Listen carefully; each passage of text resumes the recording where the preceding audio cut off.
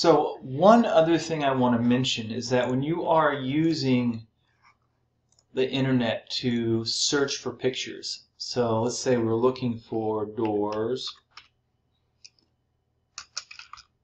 not the doors, but doors perhaps, and we're going to look at images. The one thing that you want to do is go into search tools. I'm using Google Chrome, and search for size large, because you want to have pictures with lots of size to them.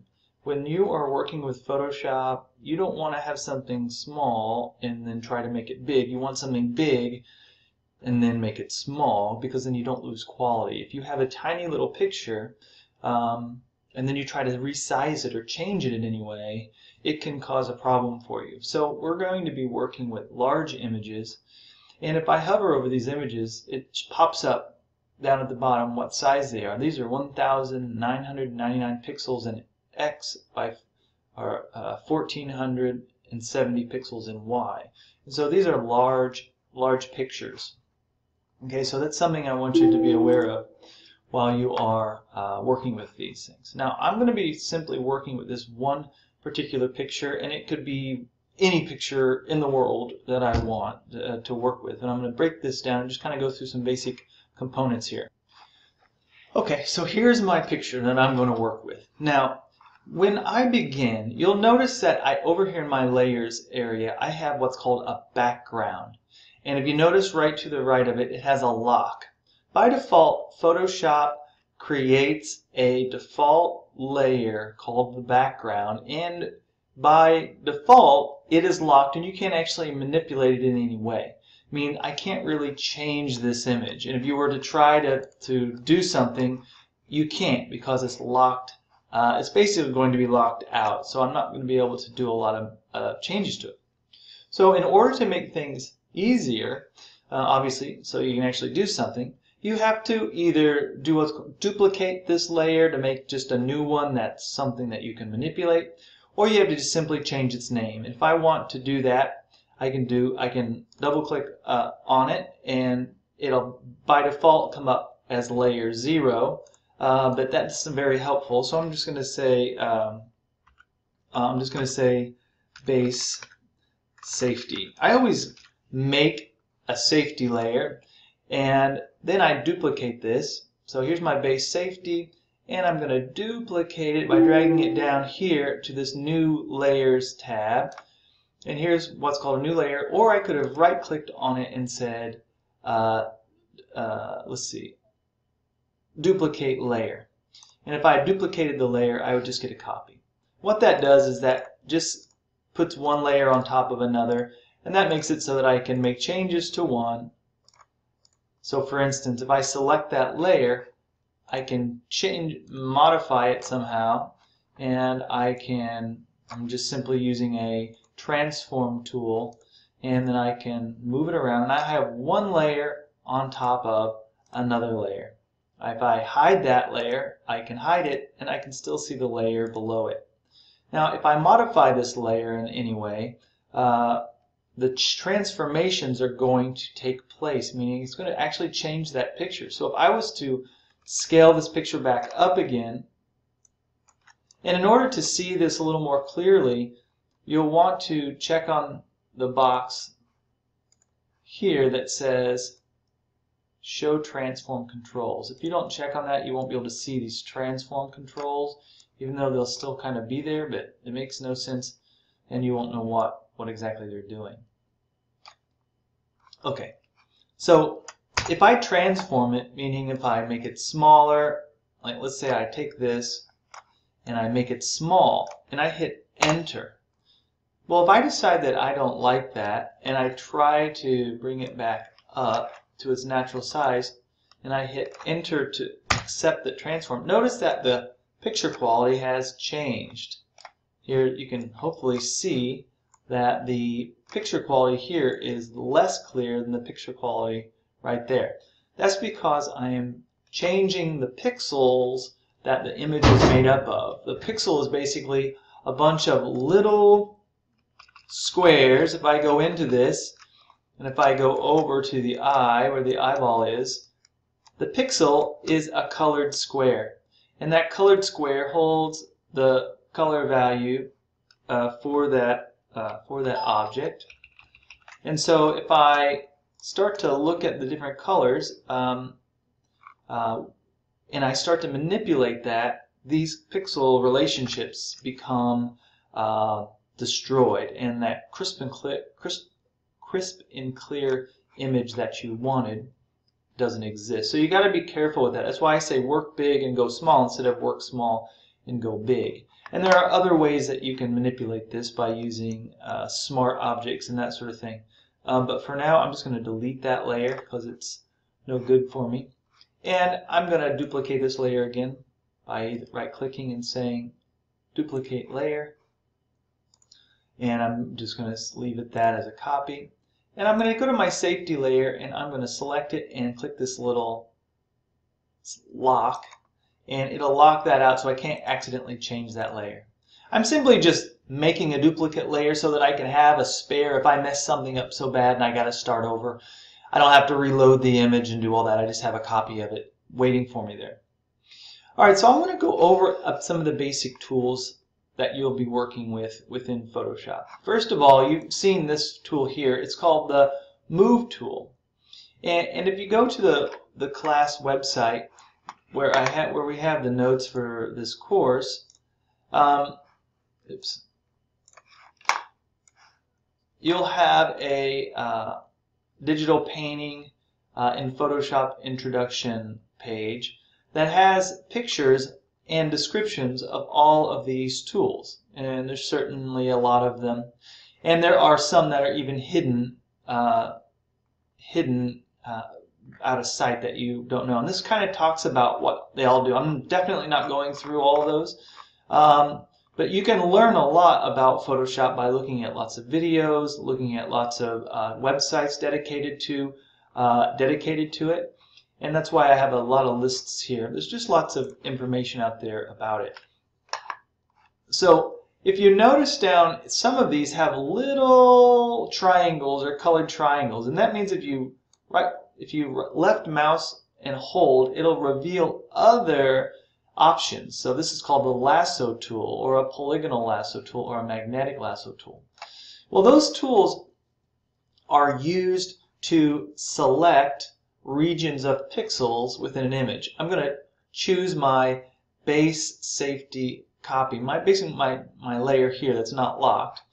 And if I choose this one is the Marquee Selection. If I hold that down, I can do different types of selections, which means that I can select certain pixels of this image.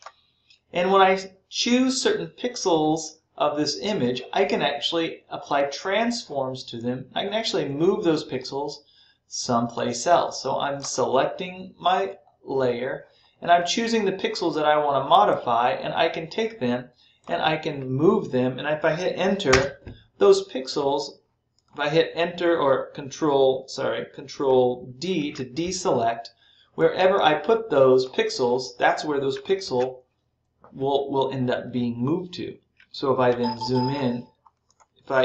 zoom into my space here, you can see the different colored pixel values that make up the image, and those pixels then have replaced those other ones, and it looks like basically that image then, and I'm hitting Control plus, as you can see, and Control minus or Control 0. Control 0 puts things back. So what I can do is I can choose a selection of pixels by either going to my Marquee Selection and dragging a box around it. And if I drag a box around, I can move that box around. Let's say I want to pull that eye or this region out. I use my transform tool, and I can then move that somewhere else. So practice doing that. Once you're done, you have to deselect those pixels. If I don't deselect them, they'll remain there. If I hit Control D, I'll deselect. I'll move somewhere else, and I will grab another selection, and I will grab those pixels. Oops. Go to my transform tool, grab those pixels and move them somewhere else. But you'll notice that it leaves holes within my layer. I'm going to hit Control D to deselect. And so what that means is that that's a transparent layer behind it. Well, that means that actually if I have anything below that, it's going to reveal it. So here is my original picture. Here is the picture that I've mutilated by moving pixels around and made holes, but it reveals that layer below so that the actual koala shows up. So we're kind of making art right off the bat. Okay.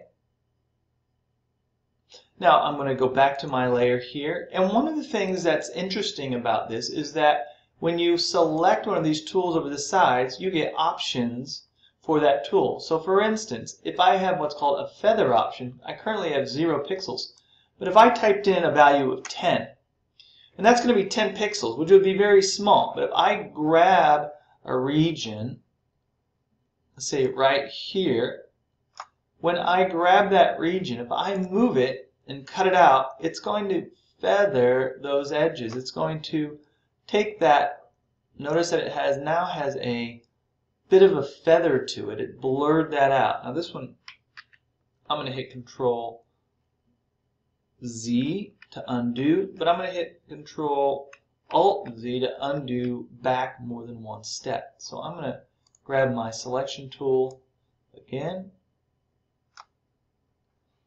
and if I go here, I can move my layer. I'm going to unhide that.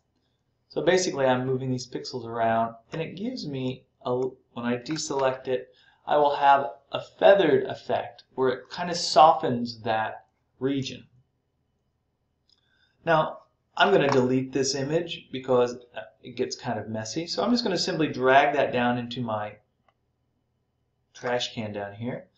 And I'm going to duplicate this layer again. I'm going to turn off the box by selecting it and clicking this and just say duplicate layer.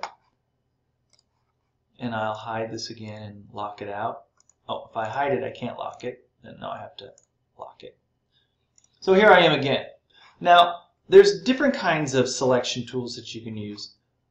One is a lasso tool, which will allow you to draw around a certain part. Like I'm holding and dragging around this part. And when I do that, whatever I select will be active, so I can move then those pixels within that region. I'm going to hit Control Alt Z and undo. Again, if I go here, I can choose different pixel values for my feather. And if I drag around, say, the nose here, I want you to see something. When I go back up to the end, now I have to touch the end or the beginning point of my lasso to close it. And so I make a complete loop here. Then I can take that and I can manipulate it. Oh, but I have to be in the layer. I have to choose the layer that I'm removing the pixels from. Okay? Now there are different kinds of lasso. There's a polygonal lasso that allows you to make straight lines. So I'm going to click, click, click, click, click, and I go back to the starting point and I get that little circle pop up on the end of my lasso tool. And when I click that, I've enclosed that series of those pixels. Oops, I got to make sure I have my layer selected, and there's a clean cut of that. Control Alt Delete, or sorry, Control Alt Z again, and I have manipulated that area. Now, one quick thing about selections, and what's interesting is, if I click using my 1, 2, 3, and I close this, I have the pixels inside selected. I have the pixels inside selected. I'm going to hit Control Alt Z. And then if I go up to select inverse, I can actually select all the pixels outside of it. So now I can actually move everything outside of that instead. So I can actually move or select regions within the selection or outside of the selection.